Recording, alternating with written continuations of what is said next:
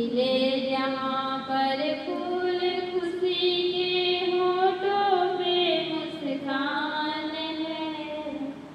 प्रेम की गंगा बहे जहाँ पर वह घर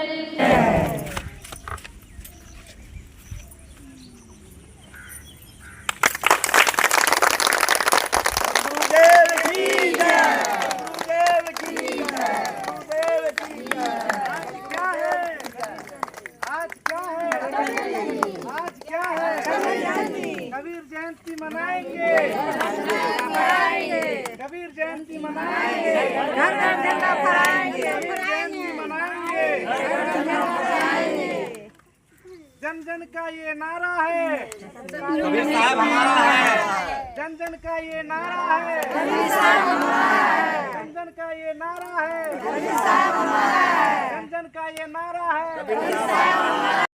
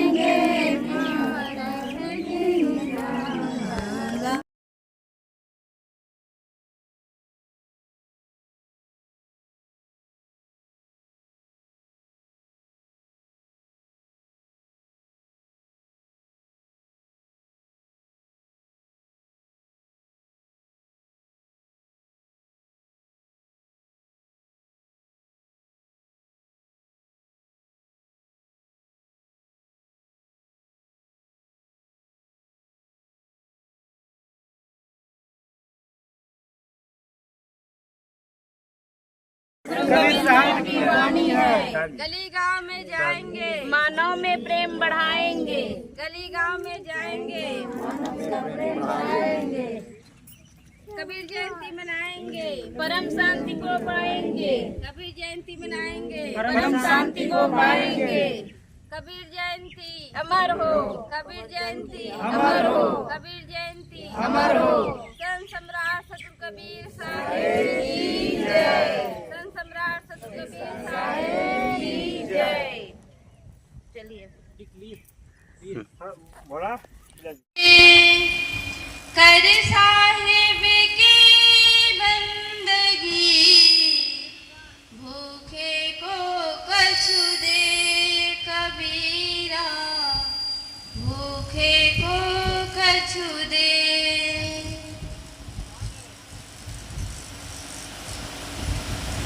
और निर्माण तिथि भी 1575 में हुआ।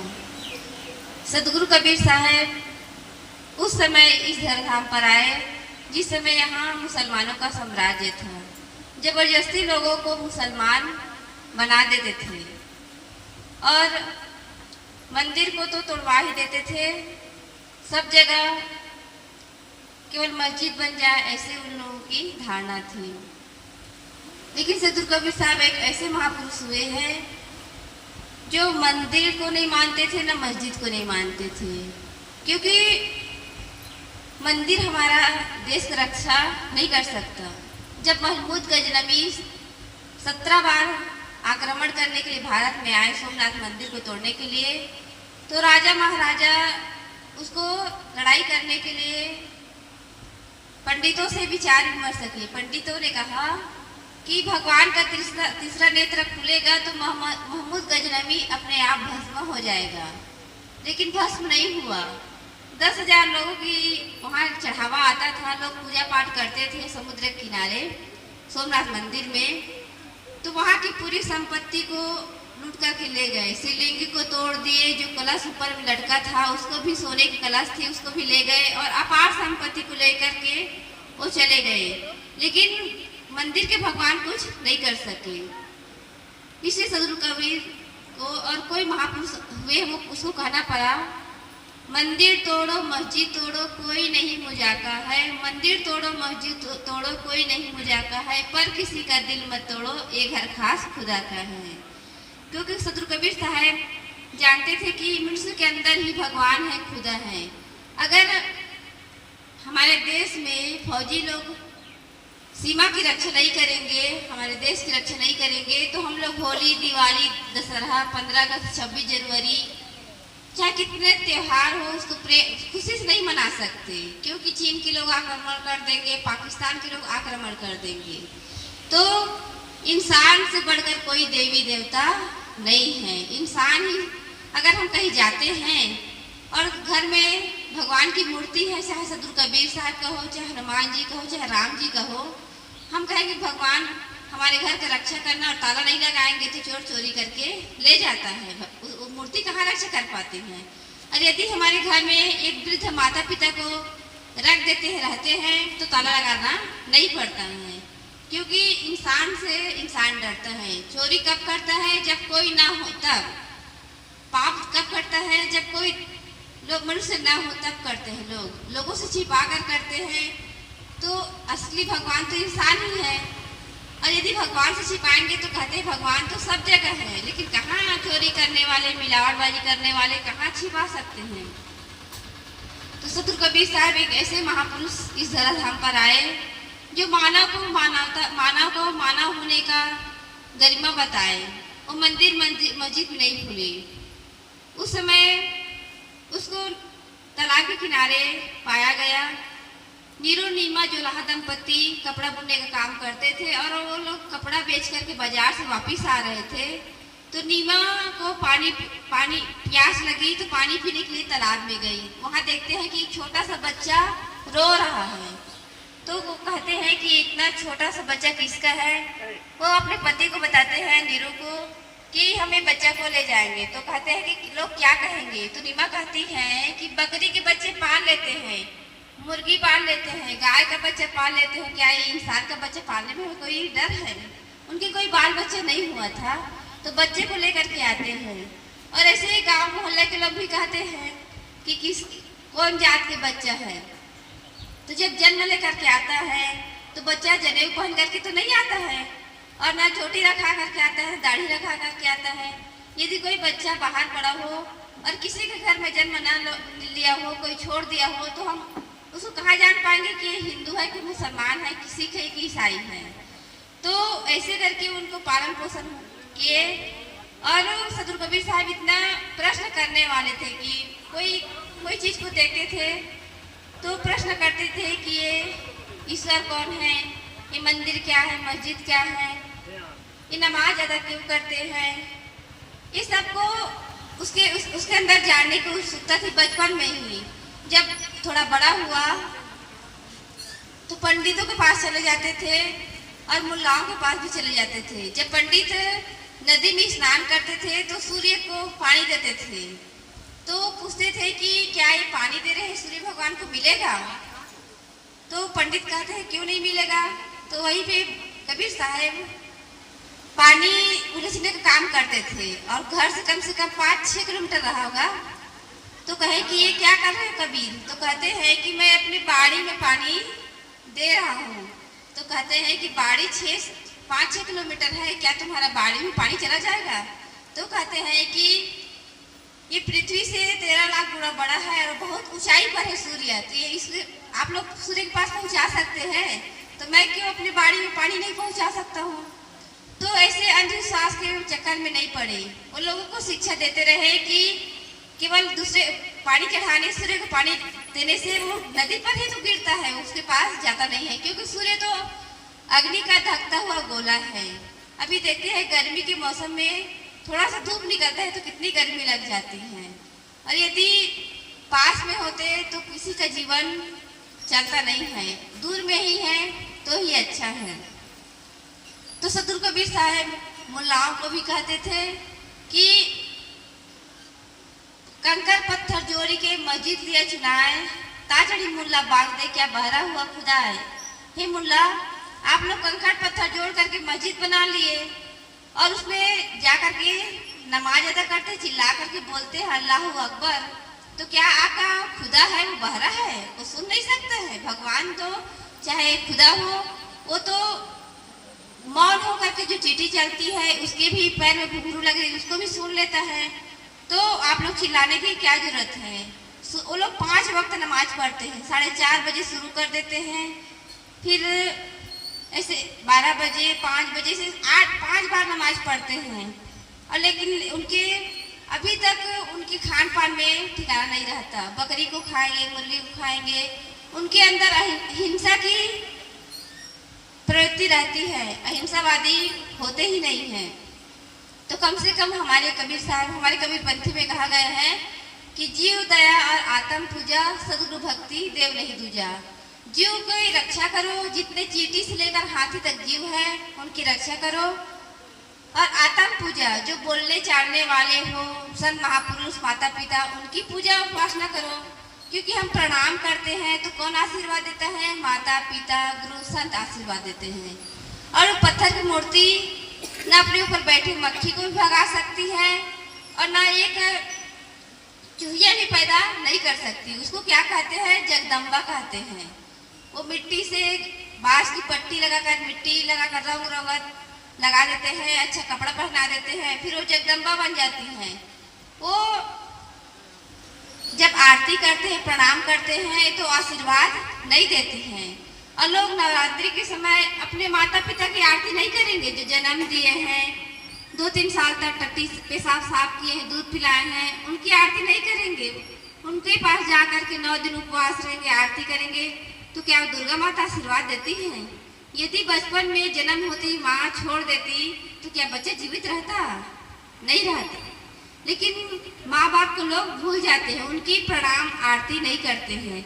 एक माता थी, अभी हम छोटे भैंसधीरा में थे तो नया मकान बनाई तो हम लोग को बुलाई थी और माता पिता के बारे में ही मुझे बोलने के लिए कही थी। तो मैं 2 भजन गाई और माता पिता के बारे में बोली थी। तो बताई कि साहब जी, नवरात्रि के समय हम बंगाल में, हमारा पति रेलवे में नौकरी करता है, तो अपने सासू माँ के लिए पैसा और साड़ी और लड्डू भिजवाते थे नवरात्रि के समय। और हम तो कई पंथी हैं, हम लोग मूर्ति पूजा, दुर्गा पूजा नहीं करते हैं।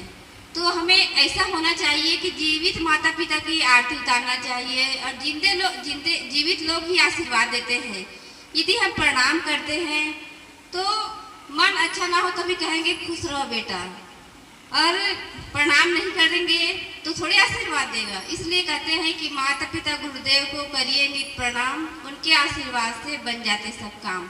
हम कहीं भी जाते हैं तो माता पिता का आशीर्वाद लेकर के जाए और जब वहाँ वापिस आए तो माता पिता को प्रणाम करें और इतना पूछ ले कि माँ आपका स्वास्थ्य कैसे है, भोजन किए हैं कि नहीं है।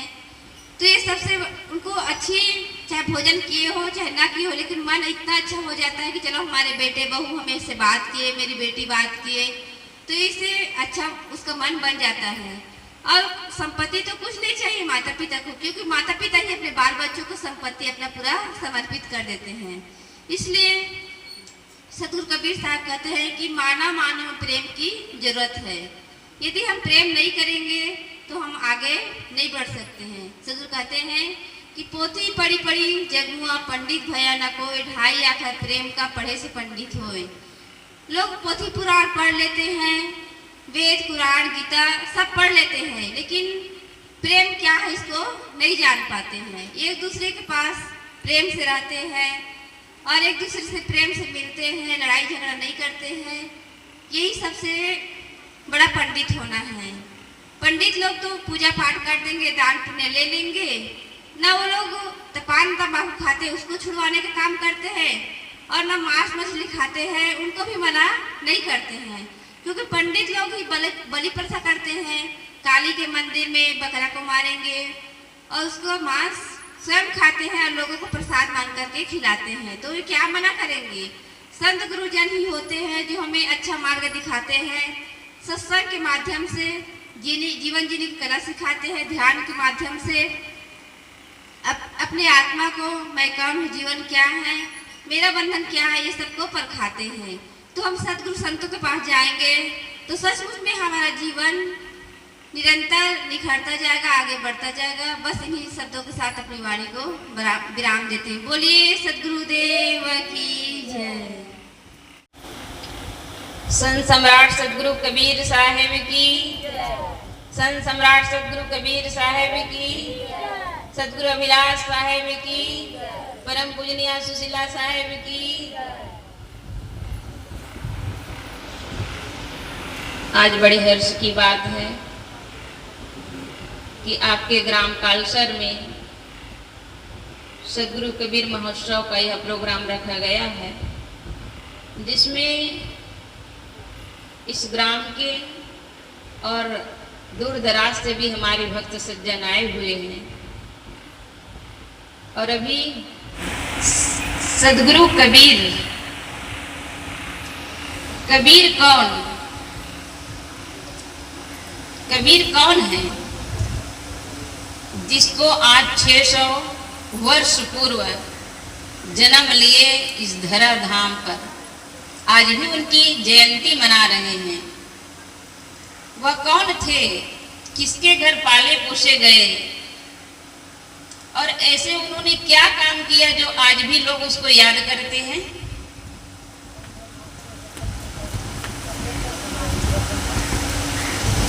मनुष्य जन्म से नहीं बल्कि कर्म से महान होता है।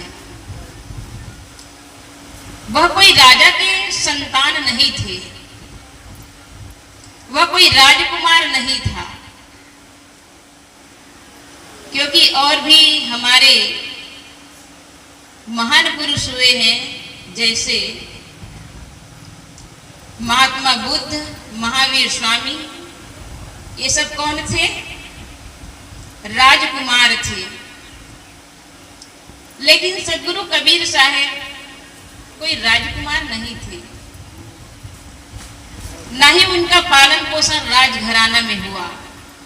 लेकिन आज उनकी जो विचार है, उनकी वाणी है, उनका संदेश है, जनमानस में, लोगों के दिल में छाया हुआ है। सभी मत पंथ संप्रदाय के लोग उसे याद करते हैं। उनके साखी, दोहा, सवैया, कविता, भजन, उनके जो विचार है सभी मत पंथ संप्रदाय के लोग याद करते हैं। ऐसे हमारे महान पुरुष सदगुरु कबीर साहब हुए। जिस समय हमारे साहब जी बता रही थी, सदगुरु कबीर साहब का जब जन्म हुआ तो लोगों को मुसलमान बना दिया जाता था। हिंदू और मुस्लिम के बीच लड़ाइयां हो रही थी, लेकिन सदगुरु कबीर साहब न हिंदू के पक्षधर थे, ना ही मुसलमानों की। क्योंकि हिंदू बकरा काटते हैं मंदिरों पे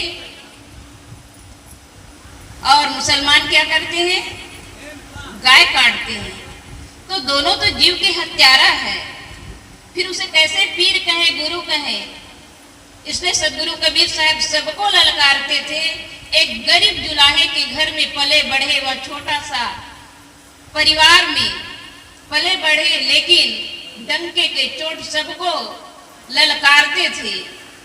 एक बार पंडितों का झुंड तालाब से प्रातः स्नान करके आ रहे थे।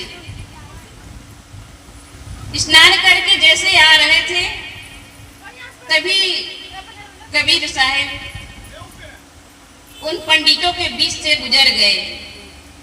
सारे पंडित पुनः कहाँ गए, उस तालाब में जाके नहाने लगे। जैसे निकल के आए, फिर से कबीर साहब आए, फिर गए। तब कबीर साहब को डांटे। तब कबीर साहब कहते हैं, आप लोग एक इंसान के छू जाने से, इंसान के छू जाने से यदि छूत मानते हैं और तालाब में नहा करके अपना को पवित्र मानते हैं, तो आपसे तो अच्छा वो मेढक और मछली है जो दिन रात तालाब में रहते हैं। वो तो पवित्र है, लेकिन आप लोग स्नान मात्र से पवित्र मानते हैं। आज पंडितों को देखिए, शराब पी रहे हैं, मांस खा रहे हैं, गुटखा खा रहे हैं, चोरी कर रहे हैं, किसी का हक छीन रहे हैं और कहते हम पंडित हैं। पंडित कौन है, ब्राह्मण कौन है, जिनका बड़ा आचरण हो, जो अपने जीवन में ब्रह्मचर्य को धारण करे और अपने मन के, अपने तन के विचारों को पवित्र रखे, तन मन वचन से अपने कर्मों को पवित्र रखे, वह पंडित है। आज हम घर घर में देखते हैं माताएं,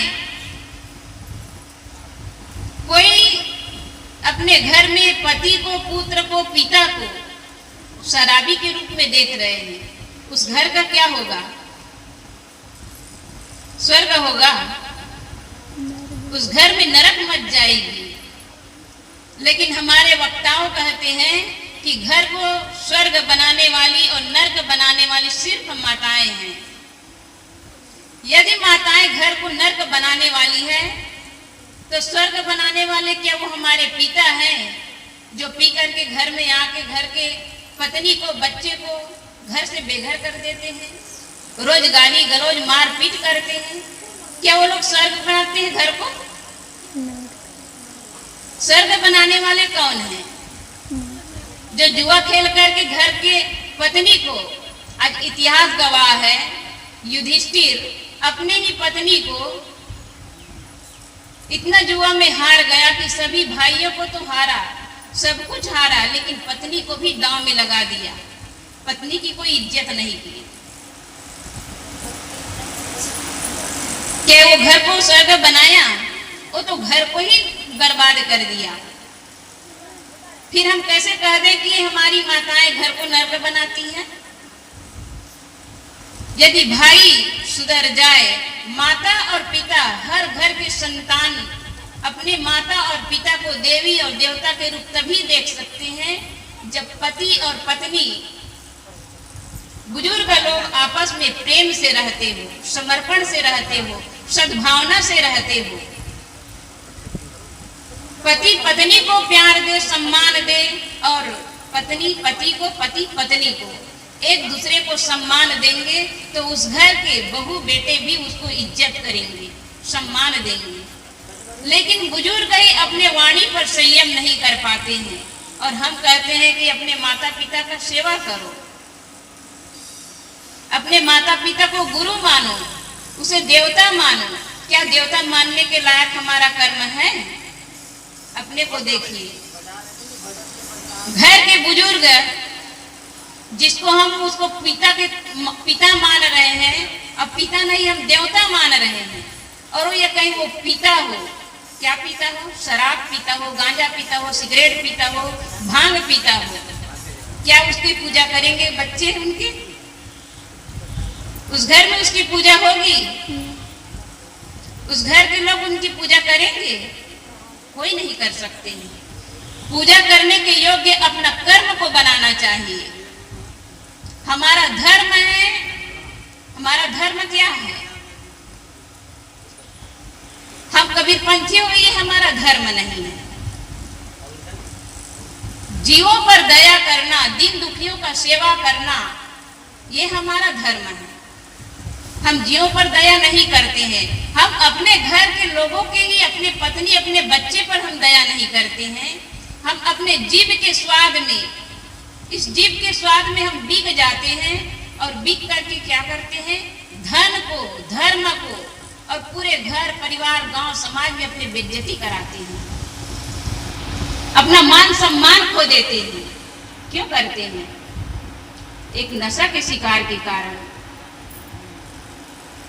तो ये नशा का सेवन बिल्कुल सदगुरु कबीर साहब के जन्म जयंती पर जिनके भी अंदर, चाहे वो बीड़ी, सिगरेट, गुटखा, माखुर जो भी खाते हो और जो मांस का सेवन करते हो, संकल्प ले ले कि आज के बाद इन चीजों का, ये चीज हमारे लिए बुराई है, कमियां है, दोष है, दुर्गुण है।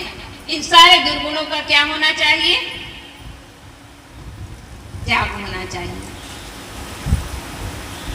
हम जिस घर में रहते हैं उस घर में ऐसा वातावरण बना दे कि वह घर नहीं बल्कि क्या है? मंदिर है। और मंदिर में कौन रहता है? मंदिर में देवी और देवता। तो घर के देवी और देवता घर के बुजुर्ग हैं और घर के बच्चे उनके सेवक बन जाएंगे, क्योंकि हम जितनी भी अपने वाणी से मधुर बोलेंगे, हमारी वाणी में कटुता नहीं होगी, तो वह घर में प्रेम होगा। हम अपने ही वाणी के कारण हम अपनों से दूर हो जाते हैं। कठोर वाणी से अपना दोस्त भी दुश्मन बन जाता है और मधुर वाणी से दुश्मन भी दोस्त बन जाता है। सदगुरु कबीर साहब के साथ में पूरे जनमानस पीछे पीछे चलने लगे। क्यों चलने लगे? लोगों की बुराई बताते थे, कमियां बताते थे, दोषों को, दुर्गुणों को निकालने का काम करते थे, बताते थे। लोगों को लगता था कि सचमुच में इससे हमारा फायदा है, इससे हमारा शरीर स्वास्थ्य पर और हमारे एक नैतिकता पर हमारा अच्छा प्रभाव पड़ रहा है, तो लोग उसको स्वीकार करते थे। तो ऐसे सदगुरु कबीर साहब, जिसके समय में जाति को लेकर के छुआछूत की भावना, ऊंच नीच की भावना थी, इन सारे भावनाओं को मिटाने वाले सदगुरु कबीर साहब इस धराधाम पर आए और इस धराधाम पर लोगों को यही जीवन भर जन जागरण देते रहे कि तुम ही महान हो। कौन है महान? तुम ही महान हो, तुमसे बड़ा कोई महान नहीं है। मानव से बढ़कर के कोई महान नहीं है, लेकिन मनुष्य हंस सकता है, बोल सकता है, इतनी उसके पास प्रबल शक्ति है, फिर भी से मनुष्य वाणी से ऐसे ऐसे कठोर शब्द, जहरीला शब्द बोल करके अपनों से दुखी होकर के रोता है। ये रोने का काम कौन करता है? रोने का काम अन्य जीव कर सकता है, लेकिन हंसने का काम केवल मनुष्य करता है। लेकिन मनुष्य ही रो रहा है। मनुष्य के पास मानवीय बुद्धि है, विवेक से संपन्न मानव जीवन पाए हैं, फिर भी से दुखी क्यों है? दुखी का कारण क्या है? दुखी का कारण है पंच क्लेश, अविद्या, अस्मिता, राग, द्वेष और अभिनिवेश। अविद्या कहते हैं अपवित्रता में पवित्रता मानना। अपवित्र क्या है? अपवित्र क्या है? अपवित्र हमारा शरीर है। अब शरीर को कैसे अपवित्र कहेंगे? लेकिन है अपवित्र। गुदा द्वार से मल बह रहा है, मल पवित्र है कि अपवित्र है? आंखों से कीचड़ बह रहा है, नाकों से कीचड़ बह रहा है, कानों से मवाद बह रहा है, और पूरे शरीर में पसीना से तरबतर पसीना खुशबू देता है कि बदबू देता है? खुशबू देता है, बदबू देता है। तो ये अपवित्र है। लेकिन अपवित्र होते हुए भी जब हम शौच जाते हैं और शौच से आने के बाद हाथ को हम साफ कर लेते हैं, कपड़ा बदल देते हैं, नहा लेते हैं, यही शरीर पवित्र हो जाता है। लेकिन इसी शरीर में रहते रहते हम ध्यान और साधना का काम कर सकते हैं। कैसे? इस अपवित्र में रह करके आंखों से कीचड़ बह रहा है। हम आंखों से किसी भी अगर नारी घट है तो वह पुरुष को देख करके आकर्षित हो जाती है। पुरुष को देख करके आकर्षित होने के बाद पहले तो आंखों से मिलना, फिर बातों से मिलान करते हैं, फिर जब बात मिल गया तो तन बिगड़ने में देर नहीं लगता है। ये शरीर गंदगी का पिटारा है, फिर भी से इससे हम सुगंधी भरना है। तो सुगंधी कैसे भरेंगे? कैसे भरेगा सुगंधी? आंखों से संत महान पुरुषों का दर्शन करें। ये आंखों से हम कुदृष्टि न देखें, बल्कि सद्भावना से हम महान पुरुषों का दर्शन करें। जो भी हमारे दृष्टि में आए उनको हम भगवान समझें। केवल मनुष्य मात्र को नहीं बल्कि प्राणी मात्र को अगर भगवान समझेंगे तो किसी भी जीव की हत्या नहीं कर सकते हैं। हत्या कर सकते हैं? किसी जीव की हत्या नहीं कर सकते हैं। तो उन प्राणियों में क्या देखना है? भगवान देखना है। ये आंख है, आंख अगर कुदृष्टि करता है तो हमारा सारे शरीर का सिस्टम खराब हो जाता है। और कान है, कान से हम संत महापुरुषों की वाणी को सुने, क्योंकि हम इसमें अश्लील शब्द सुन करके किसी के सुंदर गाना को, भजन को, किसी के सुंदर गीत को सुन करके क्या करते हैं? आकर्षित हो जाते हैं। पहला तो किसी रूप को देखकर आकर्षित होते हैं और दूसरे में किसी की वाणी को सुन करके, कोई बहुत सुंदर वक्ता हो गए, कोई गायक हो गए, इसको देख करके, गायक का आवाज सुन करके, तो ये सुन करके हम अपने मन को खराब करते हैं। जब मन खराब हो जाता है तब क्या होता है? सर्वप्रथम है हमारी वाणी, सर्वप्रथम हमारा मन खराब होता है। क्या खराब होता है? सर्वप्रथम हमारा मन खराब होता है, और जब मन खराब होता है उसके बाद हमारी वाणी खराब होती है, क्योंकि एक दूसरे को देख करके, विजाति घटों को देख करके हमारा मन कुमन हो जाता है, सुमन कुमन हो जाता है। तो यही क्या होता है? मन के बाद मन बिगड़ता है, उसके बाद वाणी बिगड़ती है। जब मन कुमन हो गया तो एक दूसरे से बोलने की चेष्टा करेंगे। अगर दोनों की बात जम गई कि क्योंकि एक दूसरे को अपरिचित रहते हैं, नारी है तो पुरुष से, पुरुष है तो नारी से, लेकिन एक दूसरे के मन में गलत भावना है तो पहले वाणी से कहेंगे कि मैं आपको प्रेम करता हूँ, मैं चाहता हूँ, आपके रूप सौंदर्य को देख करके मेरा मन करता है कि आपको सदा देखता रहूं। और उसको अगर लड़का कहता है तो लड़की स्वीकार करती है, तो लड़का समझ जाता है कि हाँ ये तो हमको पसंद कर रहे हैं। जब दोनों के बाद जम जाती है तो पहला मन बिगड़ा, उसके बाद वाणी बिगड़ी, दोनों का विचार बन गया। यदि लड़कियां फटकार दे या लड़का फटकार दे तो बात आगे नहीं जाएगी, जाएगी नहीं जाएगी। दोनों का वाणी बिगड़ गया, वाणी में एक दूसरे को समझ गया कि मेरे भावनाओं का ये सम्मान कर रहा है, भले वो गलत भावना हो लेकिन उसको स्वीकार कर रहे हैं। तब उसके बाद में क्या बिगड़ता है? वाणी के बाद में कर्म बिगड़ता है। एकांत लोकांत में जा करके लोग गलत आचरण कर लेता है। तो इसीलिए सदगुरु कबीर साहब कहते हैं कि कभी भी किसी पर नजर जाए तो उसको क्या देखना है? माँ, बहन, बेटी का रूप देखना है। और संत महापुरुषों का अगर दर्शन करना हो तो ये दृष्टि से आप महान पुरुषों का दर्शन करो। और किसी की वाणी सुनना है तो उनके सद विचारों को सुनो। तो ये हमारा जो इंद्रियां हैं, ये इंद्रियां से नरक जरूर बहता है लेकिन इसे हम पवित्र काम कर सकते हैं। लेकिन हमारा मन ही नहीं होता है। क्यों नहीं होता है? क्योंकि अनादिकाल से जीव इसी विषय वासनाओं में, कामनाओं में, भोगों को ही भोगने में सुख मानता है। फिर है दुख में सुख मानना,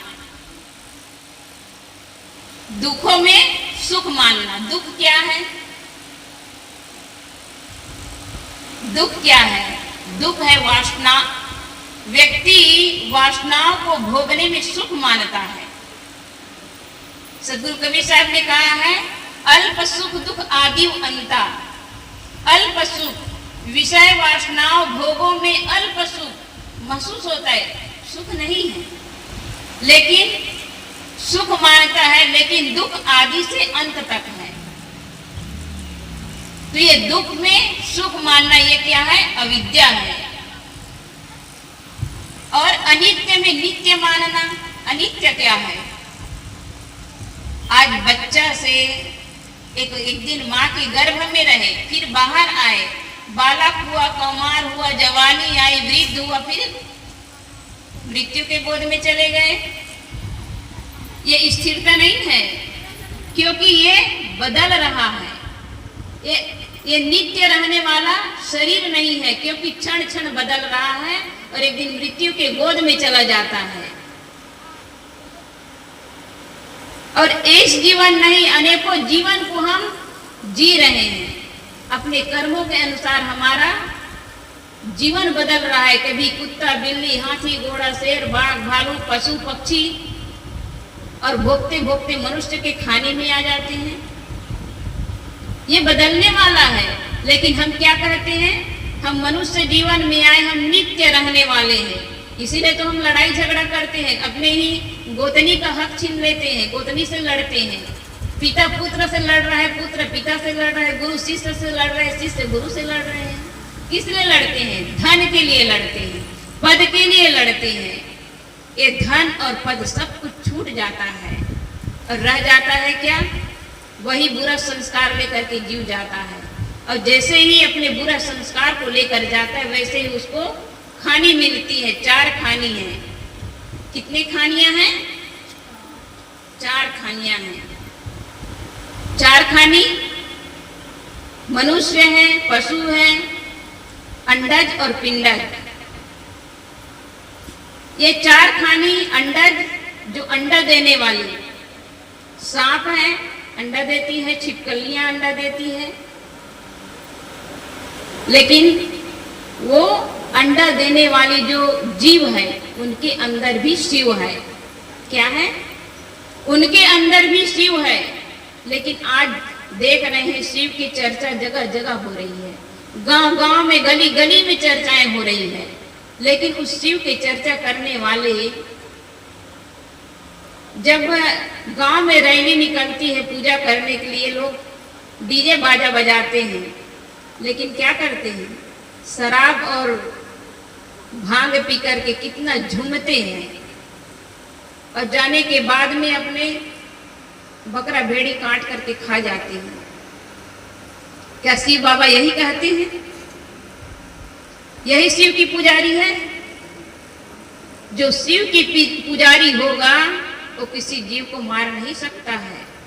असली शिव के पुजारी वही है जो हर जीव में शिव को देखता हो,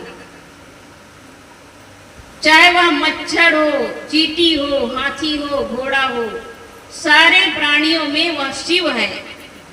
किसी भी जीव को अपनी शक्ति चले तक किसी को नहीं मारना चाहिए, नहीं सताना चाहिए। लेकिन आज हम उनके तो शिव चर्चा में इतना हमारी माताएं लीन हो गई है, सुंदर सुंदर भजन गा के। आप गाइए, भजन गाइए एक जगह बैठ करके। हम तो कहते हैं इस मानव जीवन को पाए हैं तो कम से कम सप्ताह भर में सभी माताएं एक जगह हो जाए, हमारे भाई भी एक जगह हो जाए, और सब एक जगह हो करके सदगुरु कबीर साहब के, या कि अपने अपने इष्ट, यहाँ तो महर्षि मेही बाबा का भी लोग अनुयायी हैं, वो लोग अपने भी गुरु का नाम ले और एक जगह बैठकर पाठ करे, सत्संग करे, भजन करे, और छोटे छोटे बच्चों को भी लाए, ताकि वह भी उस सद्ज्ञान की चर्चा को सुने और घर के माता पिता को समझे कि हम भी इनके सेवा करें।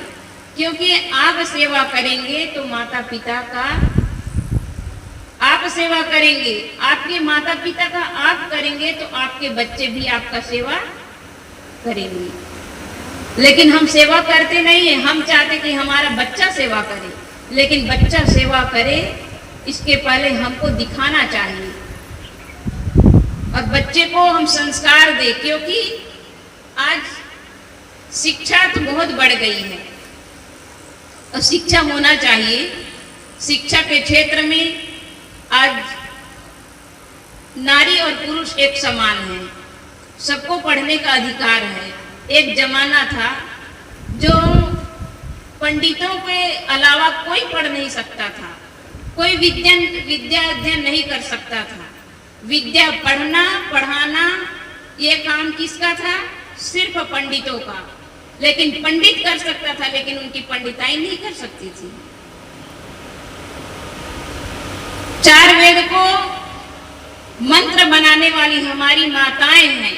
माताएं इतना बड़े बड़े जो ज्ञानवती हुई है, अपाला घोषा, वो ना मंत्र बना सकती है, लेकिन आज वेद व्यास में बैठकर वो कथा नहीं कर सकती है। क्यों नहीं कर सकती है? क्योंकि नारी मासिक धर्म के कारण वो अछूत है। ये किसने कहा? पंडितों ने। कोई नारी अछूत नहीं है। जो अधिकार पुरुष का है वही अधिकार नारी का है। किस चीज का अधिकारी है? कल्याण का अधिकारी है। नारी और पुरुष दोनों बराबर है। नारी पुरुष दोनों ही कल्याण के अधिकारी है। ऐसा कोई पुरुष नहीं और ऐसा कोई नारी नहीं।